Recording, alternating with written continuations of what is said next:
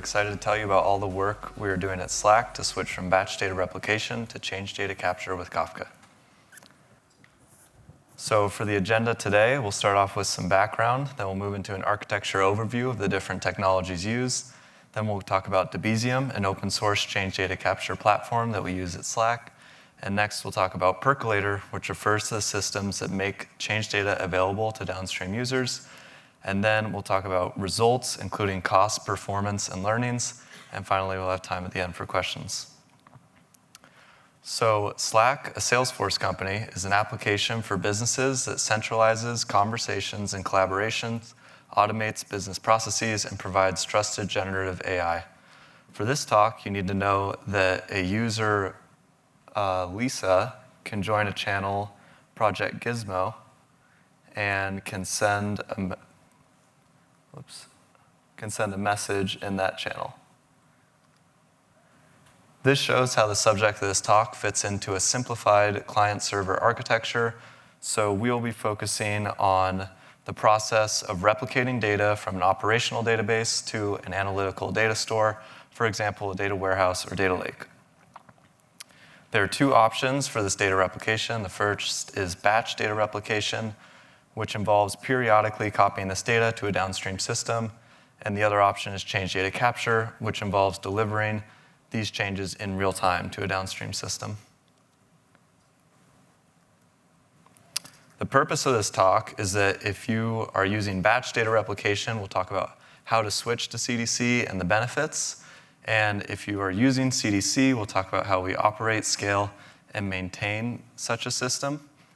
And for either case, many of these changes are made in open source communities, so you can reuse them. For the motivation of this talk, previously we had a batch system that read database backups and wrote those to a data lake. And there are a few different downsides. The first was cost, so we had to reprocess the entire backup each time we ran the job, even if only a small subset of the data had changed. For example, we have a messages table that stores all messages ever sent at Slack. So for this case, Lisa sending a message in Project Gizmo would correspond to a row in that table. And we had to reprocess the full message history every time the job ran. So this was burning cache. The next was tech debt.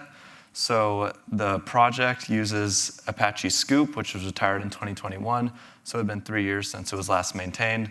And this led to various operational headaches and other burdens.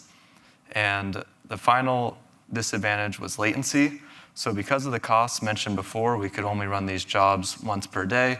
And then for the largest jobs, like processing the messages table, it could take over 24 hours to run, leading to an overall 2-day or more delay. And the example of why this is bad is that if a product team runs an experiment and is A/B testing some feature, then they could have up to 2 days until they're able to determine the result of that experiment. So to solve these problems, we switched to change data capture. And this is the architecture overview of the different technologies we use. So starting on the left with Vitess, this is the operational database that Slack uses. And Vitess is a database solution for scaling, managing, and maintaining large clusters of database instances. We use it to manage MySQL.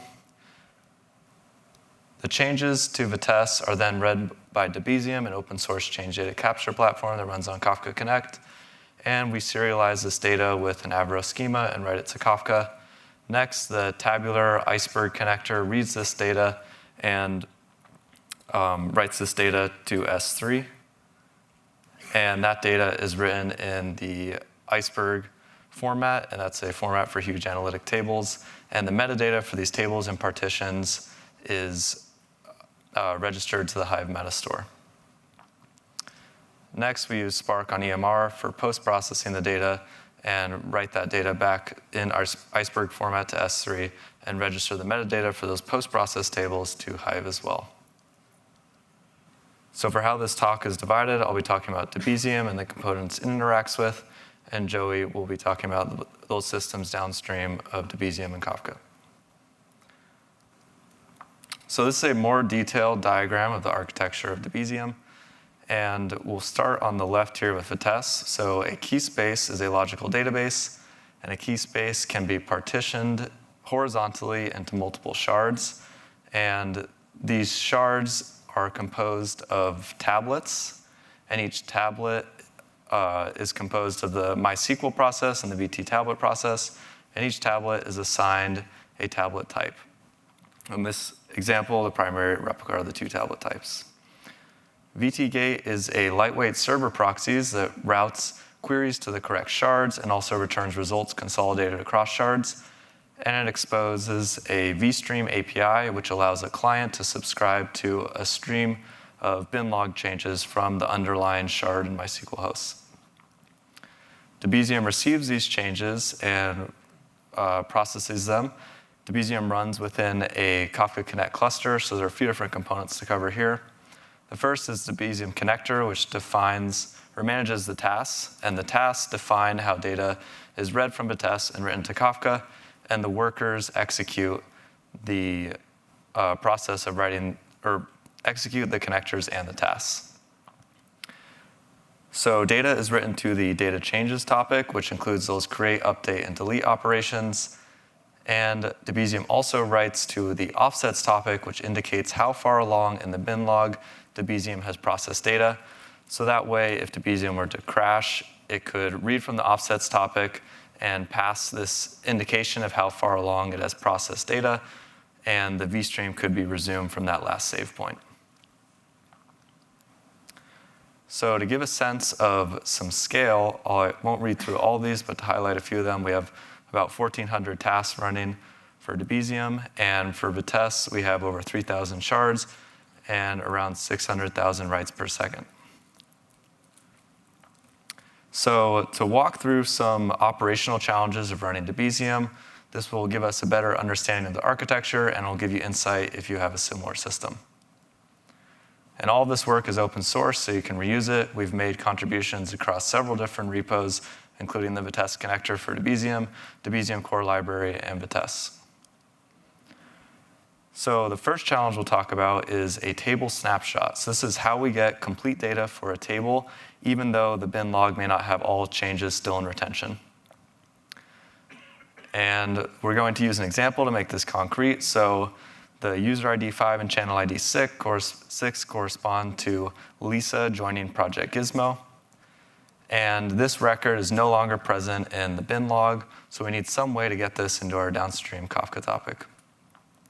Fortunately, the vStream API also provides functionality for this, which is called a vStream copy operation. And this allows us to copy all rows from the table and send them to the vStream client. The problem here is that Debezium, when it stores its offsets, it stores the key space, shard, and global transaction identifier, or GTID. The issue here is that there is no indication of a vStream copy or snapshot occurring. So that way, if we were to fail and restart Debezium, we would not resume that snapshot. So snapshotting is not fault tolerant. So the change that we made was to store an additional field, which is the table primary keys. And this stores the primary keys of the row that were last sent successfully during a snapshot. And so this way, if Debezium were to crash, it could read this field, pass it to the vStream, and the vStream copy operation would be resumed from that point. And now table snapshotting is fault tolerant. So the next challenge that we'll talk about is scaling Debezium. So if the rate of data being written to Vitess is too high for Debezium to keep up with real time, or if we're running a snapshot and we're streaming many different rows, then we want to be able to scale Debezium to keep up with this write volume. So for this example, we have 3 shards on the left, and we only have a single task that is running in Debezium.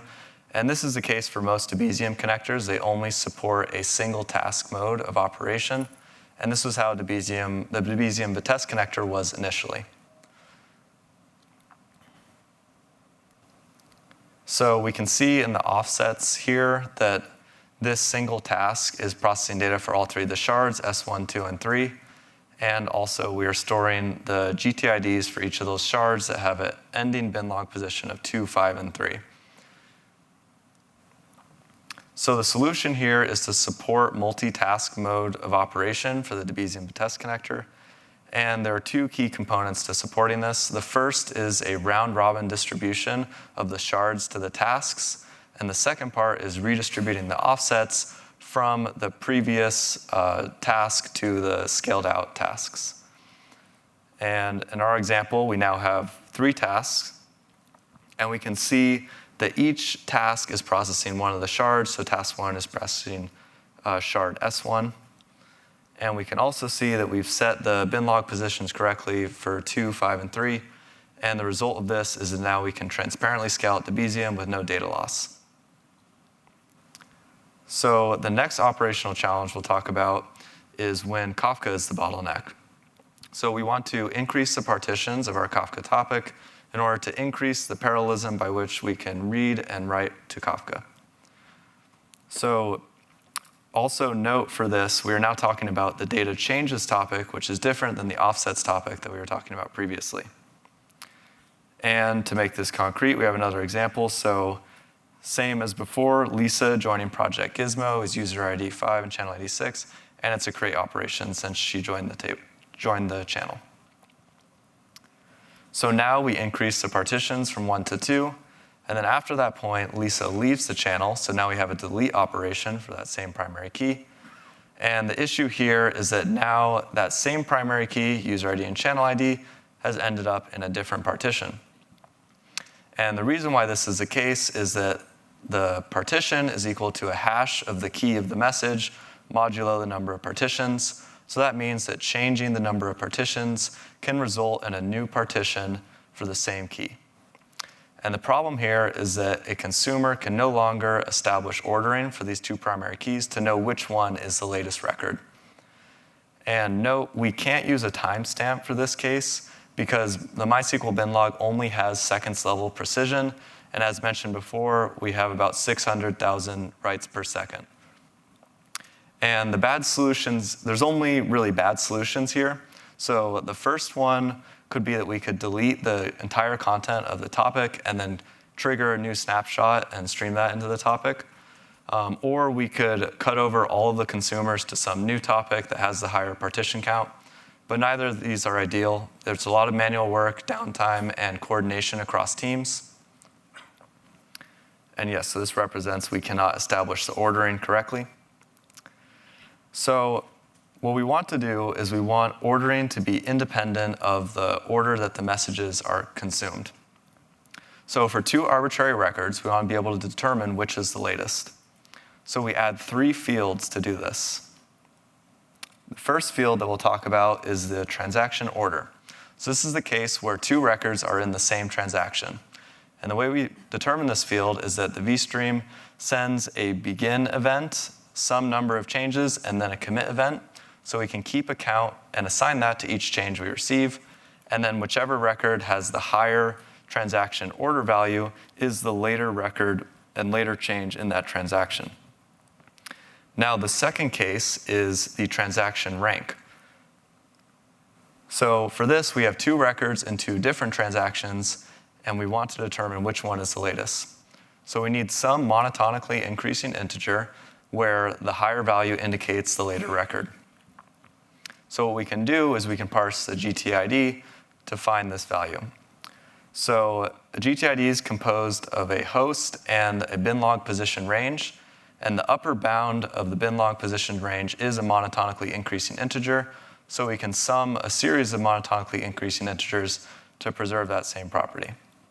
So for this example, the first record only has a single host, so it sums to 3, and then for the second record, 3 and 5 sum to 8.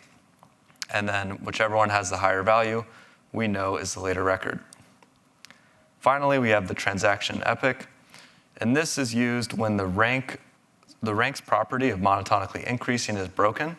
So this would be when the later host set is not a superset of the previous host set. And an example of how this happens is a administrative operation to reset the GTID in bin logs. So now we're going to try scaling out the partitions again, and using these new fields, establish the ordering. So we scale to 2 partitions, and we now have our 3 new fields. And so Lisa leaves the channel again, so we have this delete operation in partition 2. So we start off first by comparing the epoch. We can see the epoch is the same, so the monotonically increasing property is preserved for rank. Next, we compare the rank, and we can see that the record has a higher transaction rank of 9. So we know that that is the later record.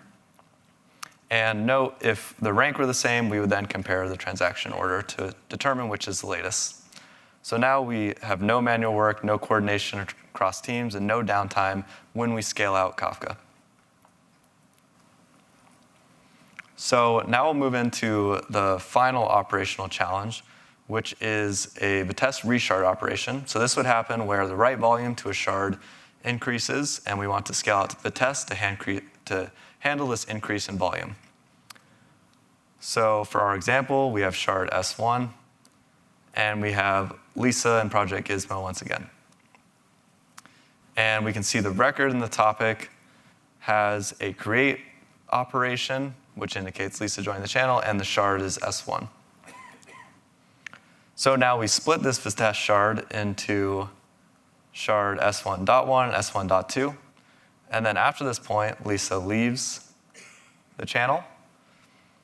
And we can see the record is a delete record that happens after this point. And the problem here is that the algorithm for establishing order is now broken, because for this new shard, S1.2, we just used the default value of epoch being equal to 0, and now the later record actually has a lower epoch value. So in order to solve this, we need to establish a shard lineage. So we can say that S1.2 is a subset of the range of keys that S1 covered, so that S1 is the parent of S1.2. So we can assign a new shard's epoch to be equal to the max of all parent shards plus 1. So in this case, the max of all parent shards is 1, and we add 1 to that to get 2. And now our algorithm works again because the later record has a higher epoch value. So we are able to transparently scale out Vitess without any manual work or coordination between teams. So we have covered Debezium and the components it interacts with. Now I'll be handing it off to Joey to cover the systems downstream of Debezium and Kafka. Cool. Thanks, Tom. Hey, everyone. My name's Joey, and I'm here to talk to you all about Percolator, which is what we call the consumer side of our CDC data replication platform at Slack. For a little background on myself, I've been a member of Slack's data ingestion team for around 4 years now, and I've been working on Percolator ever since its inception at Slack 2 years ago. In this part of the talk, I'm going to be covering the architecture we went with. I'm going to be giving some tips for scaling to support tables with over 1 trillion rows, and I'm going to be talking about how we address the Achilles heel of all big data engineering projects, migrations. Oops. All right, first, so I want to give credit to Ryan Blue from Tabular, who wrote this excellent article called the CDC merge pattern. This is what inspired the architecture that we ended up going with here at Slack. So if you're curious to learn more after this talk, I highly recommend checking it out. Yeah, before we get too deep, I want to cover some terms. So there are 3 relevant data lake tables for this system. There's the CDC table, which is an append-only Iceberg table that contains the raw changelog events. There's the mirror table, which is called that because it's meant to mirror the source Vitess table one-to-one. And then there are these legacy DS partition tables, which are like Hive-style Parquet tables that are partitioned by date, where each daily partition contains a full snapshot of the source table. Okay, so here you can see the architecture at a high level.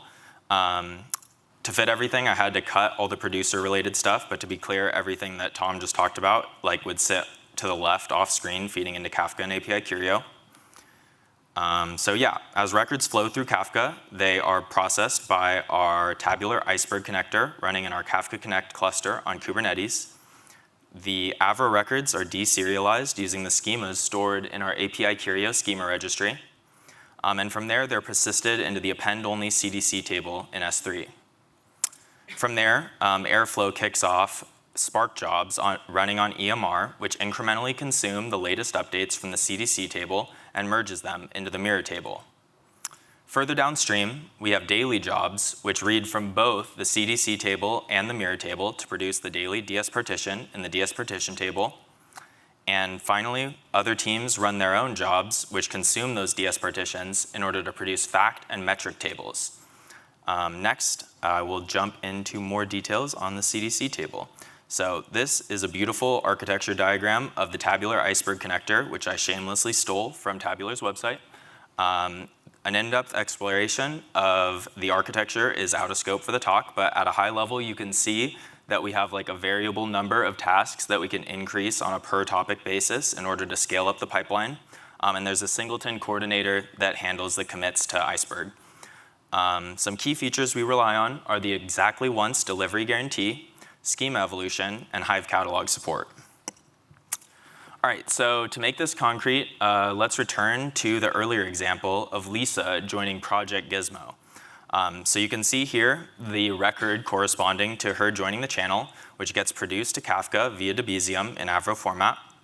It flows through Kafka and is consumed by the tabular Iceberg connector, where the record is then deserialized with the schema in the schema registry, and ultimately gets appended to the CDC channels members table. This CDC table is an append-only Iceberg table that's hourly partitioned using the source transaction timestamp. Next, let's look at how the CDC records are merged into the mirror table. All right, so as a reminder, the mirror table is a one-to-one mirror of the source Vitess table. In order to produce this table and keep it in sync with our upstream Vitess tables, we run Spark jobs on EMR on a fixed cadence to consume the CDC records and update the mirror table. This job uses Spark's incremental read in order to read only the newly appended events that have not yet been processed. In this example, the incremental read would select just the newly appended row for Lisa joining Project Gizmo. After reading those records, we use the merge into feature of Spark to update the mirror table, which in this case would insert a new row for Lisa. Again, it wouldn't fit in the diagram, but to be clear, we're using those 3 VGTID derived fields that Tom talked about, epoch, rank, and order, in order to decide which record to take in the case of multiple records for the same primary key. And another important thing is that to use incremental read with Iceberg, you have to provide the snapshot ID that you want to start reading from. And the way that we manage this state is actually by storing that metadata in the mirror table snapshot. So if you don't know anything about Iceberg, TLDR is that when you write to an Iceberg table, it produces a new snapshot, which is like a collection of metadata and pointers to data files.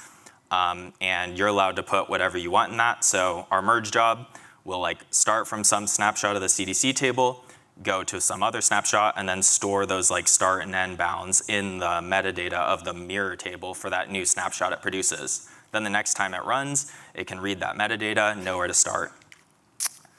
All right, so yeah, that approach works great for small tables, but as you start to reach big tables of maybe like 10 billion plus rows, it starts to break down. And the key scaling issue with this pattern is write amplification, which if you haven't heard the term before, the idea is that a small amount of input data can trigger your job to do a large amount of work. And there are a couple ways that we deal with this. The first two are pretty basic, and you can find them online. But the first is to run the job less often. It's counterintuitive since it is an incremental pipeline, and that means you are consuming more data with each run. But like I said before, write amplification actually means that merging in, say, 10 minutes of records is only marginally faster than merging a full day's worth of records. So if you don't have strict latency requirements, you can just like merge way less frequently. Again, another one that you'll find online for dealing with write amp is merge on read mode instead of copy on write, and this helps a lot. But as you start to get to really massive tables, maybe like 1 trillion plus rows, that will still not be enough. So we use something called bucket merge, which I will explain now. All right, so what is bucket merge? Bucket merge is what we call the merge strategy that we use for huge tables to reduce shuffle using storage partition join. And the idea behind storage partition join is basically that you can join partitions directly to each other from the tables on both sides of the join. And to make that work, you need both tables in the join to have the same partitioning strategy so that each join key maps to the same partition on the left and right side of your join. So in our case, to accomplish this, because we're joining from the CDC table to the mirror table on the primary key, we bucket partition the mirror table based on the hash of the primary key. All right, so looking at the diagram again for a merge job, this time with bucket merge, you can see we have a new step. Before, we were doing an incremental read on the CDC table and directly merging those records into the mirror table. But now, we have this new step where we persist the CDC records that we incrementally read into a temporary Iceberg table, and we bucket partition this table in the same way that we bucket partition the mirror table.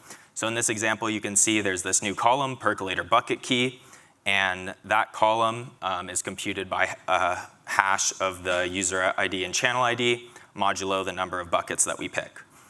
After we write this table, we enable storage partition join using these 5 Spark settings in the screenshot.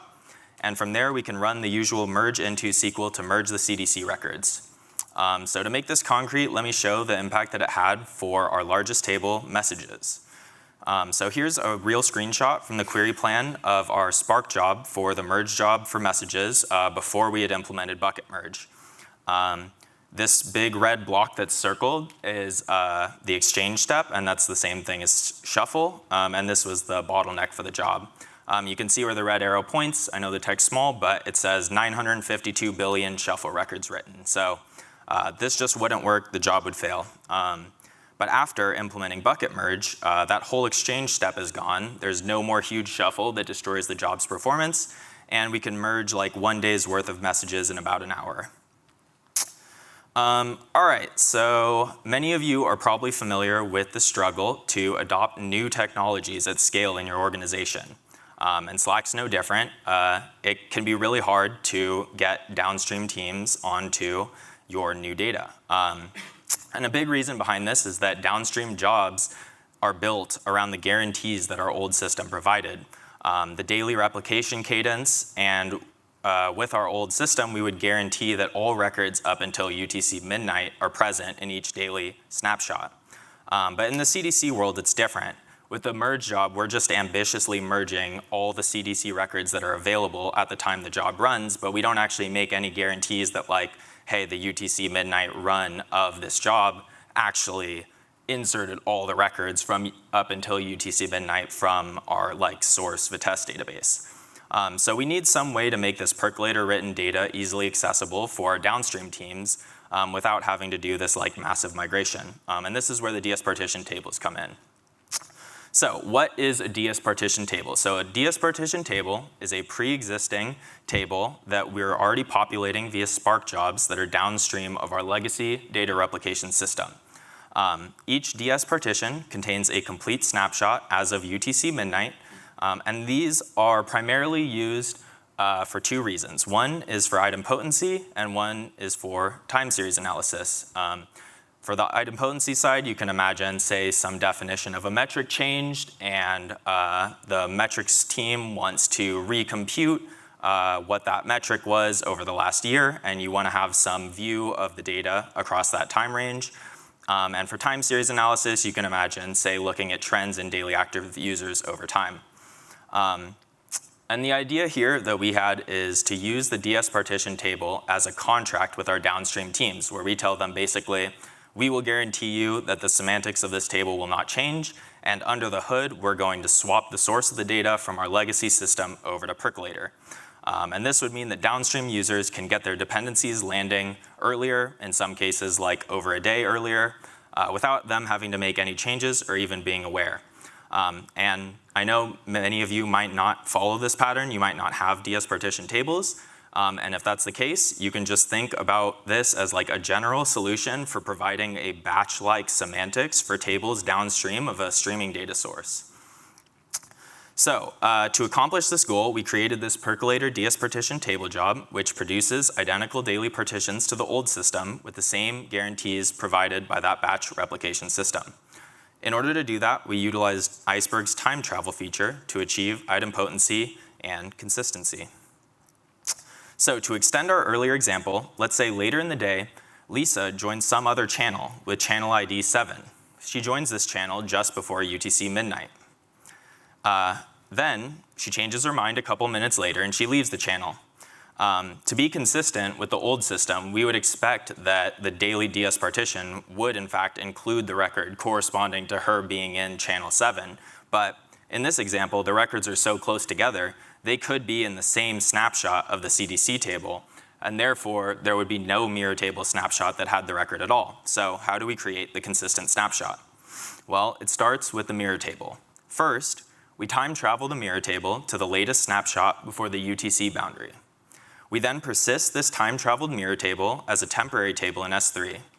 And from there, we do an incremental read on the CDC table, starting from the snapshot ID that's stored in the mirror table snapshot metadata from the snapshot we just time-traveled to.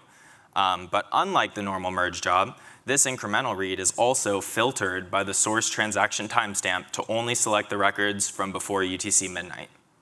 We then merge this subset of CDC records into our temporary time-traveled version of the mirror table to produce a consistent snapshot right at the time of UTC midnight. Finally, we insert the rows from this temporary table into the new partition of the DS partition table, and our downstream customers are none the wiser, except for noticing that their data is landing like a day earlier. All right, so while we're on the topic of DS partition tables, I want to talk more about the completeness guarantee that we give to our downstream customers, namely that all the data from that day is included in the daily DS partition. And in order to achieve this, we do something called binlog watermarking.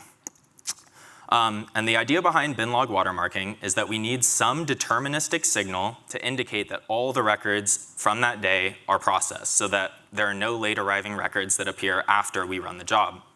And in order to do so, we need to take advantage of some key properties from the MySQL binlog and Debezium. Namely that the MySQL binlog imposes a global order on all transactions across all tables within the shard, and Debezium processes those binlog events sequentially. This means that we can use the presence of one record in Kafka to infer that all records for all the other tables in that shard before it have already been processed. So the only missing piece is that we need to know ahead of time that a write will be performed at a certain time, in this case UTC midnight, so that we can wait and see that record appear and then infer, okay, everything else is already processed. So the way we implemented this is with heartbeats. Every second, a row gets written to a special heartbeat table in each shard of each Vitess key space. These writes are included in the binlog. In this example, you can see that the record for Lisa joining channel 7 is sandwiched between these two heartbeat events. Debezium then processes these events sequentially and produces them to Kafka, where they flow through the system and get inserted into the corresponding tables in our data lake. Meanwhile, Airflow is orchestrating a sensor task which pulls the heartbeat table continuously, waiting for that UTC midnight heartbeat to arrive. Once it's arrived, we can infer that Debezium has already processed all the records for all the other tables in that shard. So then we just do one last check for the tabular connector's lag to verify that the consumer is also caught up to the UTC midnight records, and then we can kick off the job with a guarantee that the data is available. So to wrap it up, I want to talk about some results and learnings. First, cost. So this approach provides substantial cost savings compared to traditional backup restore-based batch replication systems. I'm not allowed to give specific numbers, but I can say we were spending thousands of dollars a day replicating just the messages table. And with Percolator, it's only about 10% the cost. And critically, this approach gives you more knobs to turn at like finer grain granularity, where you can choose to spend more to achieve lower latency and save more if you don't need low latency.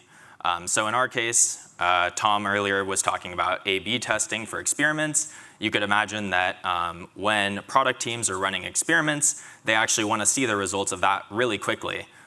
So for that, we can run the merge jobs more often, and it's worth the cost because it's like less data also. Whereas messages is mostly used for offline search indexing, and we're okay with just running that once a day. So we can save a lot of money that way. And if your organization is spending a lot on batch data replication, this will have a big impact on your bottom line. Now, performance. So because we're not restoring the backup and reprocessing the full history of the table each day, the average time to update data lake tables has dropped significantly. In the average case for normal sized tables, this is like 5 minutes, down from like 12 to 48 hours. And then for the worst case scenario, I included some screenshots. So on the left, you can see the real ingestion time with our old system for messages, which was like 26.7 hours. And then on the right is the new system, which is just over an hour and 7 minutes. So that's about a 26x speed up, or like 4% of the previous replication time. And finally, learning. So I want to talk about two things that we learned along the way. First, on the topic of complexity. So this approach is definitely substantially more complex than the previous batch data replication approach. And a big reason behind that is the loss of automatic self-correction that you get with the batch approach. So in the batch world, you're reprocessing the full table on each run. If there's a problem, you can just rerun the job. You introduced a bug in the code, rerun the job. Really, just rerun the job is always the fix with batch. And it's not so simple with CDC. If you miss a row or a row is incorrect, there is no easy recovery path. And it took a long time for us to get to a point where we are now, where we can run pipelines for months without any divergence from upstream.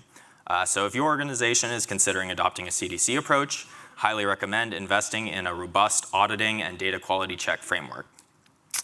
Second takeaway is around the orchestrational burden of managing maintenance tasks for Iceberg tables. If you're not familiar with Iceberg, the TLDR is that there are a bunch of different maintenance tasks you have to run to maintain your table, things like snapshot expiration, compaction, orphan file deletion, etc. This isn't exactly hard, but it is an extra burden on table owners, both like at a literal level of having to orchestrate more stuff, and also just at a cognitive level, it's more stuff for other teams to think about, and it can make them hesitate to adopt Iceberg. As a personal anecdote, when we first started setting this up, we started testing with the channels members table, and we were using copy on write mode at first and merging once an hour, and in very little time, our couple terabyte table ballooned to be about 650 terabytes of storage in S3. That's when I realized, oh shoot, I need to run snapshot expiration, and it went back down to a normal size. But I think this is a real risk for other teams as they onboard to Iceberg. If you don't help them understand what they have to do to maintain an Iceberg table, you can easily see your data volume balloon and run into other problems. So one thing we've been talking about internally is maybe creating like an Iceberg management service that could be some centralized way of us orchestrating all the maintenance tasks for all the Iceberg tables in our data lake across all teams. Not something implemented yet, but we're talking about it. So if your organization is considering adopting Iceberg, you should think carefully about how you'll manage it and manage all the Iceberg maintenance tasks in order to make it easy for your data users to adopt the technology. All right, and that's it for the talk. Thanks, everyone.